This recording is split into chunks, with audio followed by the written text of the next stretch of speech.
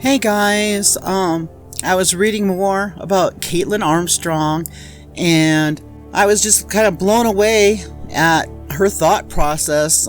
It seems that when she was picked up in Costa Rica, she had been embarking on creating a new life for herself. She cut her hair to shoulder length, she dyed it dark, and she had a bandage on her nose and dark circles under both eyes when she was picked up.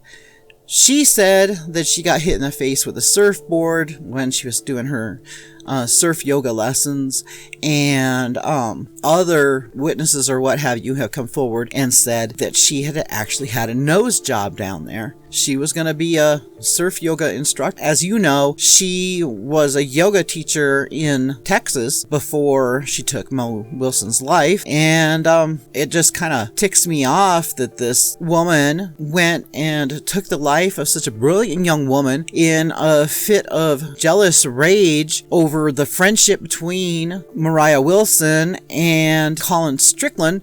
And it's just ridiculous when women go and assume that it's the other woman's fault, even, getting mad at their partner. The thing is, you don't own other humans, and they're gonna do what they're gonna do. If you don't like it, you walk away. You don't go killing people.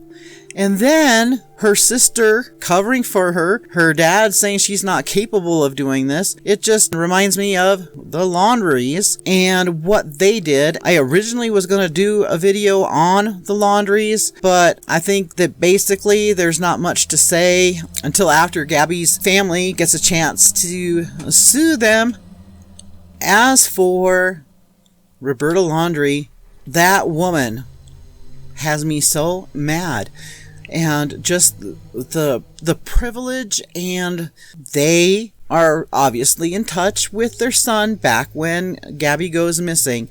Their son gets in touch with them, and most likely, I don't think there's any way he didn't. He tells them what he's done. He has taken Gabby's life. Now, they supposedly felt like Gabby was a daughter, and supposedly the two families were friends. These kids had been together for a long time. Both families knew each other. And yet, Brian goes back to Florida, and Mommy gives him a letter and says, burn after reading on the outside. And she's like saying that they're going to help him, that they've got his back, that if he goes to jail, she's going to put a file in a cake. Well, the sentiment is there. She's saying, we're going to help you. And they do. They don't answer Gabby's family when they're asking, where's our daughter? They don't cooperate with police. They help Brian to escape. His mom dressed like him and wore a hat like his, so law enforcement thought he was still at the house for a couple days after he made his escape to where he took his own life. And I'm sure the parents knew what he was up to, most likely. And if they didn't think that he was going to take his own life, they still knew that he was on the run. I think they cared more about their own hides, and possibly their son's hide, than they did about doing what is right. And then they have the audacity to go and say that anybody would do that in their place.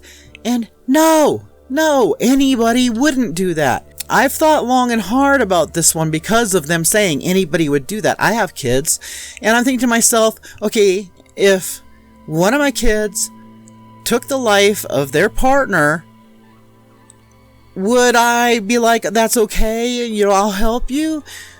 No. I'd be like, okay, this is bad, this is very bad, and then I'd say, we got to do what's right now. And, of course, be looking for lawyers and things like that. But definitely not going to leave somebody out. My kids would never do that, though, because I've raised them right. And obviously, Ryan Laundrie's parents did not raise him right.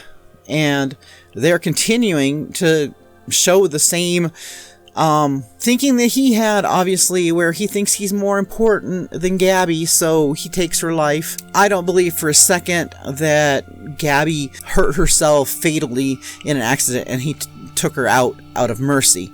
No, I think he was worried about him. I think that he was responsible for whatever pain that Gabby was in, and that he did away with Gabby in order to not get in trouble himself. And then he panicked afterwards. That's what I think. And I think in his letter, he was trying to paint himself in the best light. He didn't want people to think that he was who he really was. And he tried to cover his parents' butts in it by saying, don't pick on my parents. Last thoughts were not about Gabby and honoring Gabby. Last thoughts were about preserving his memory and his parents' reputations. That's it. And that's my thoughts. Let me know what you think.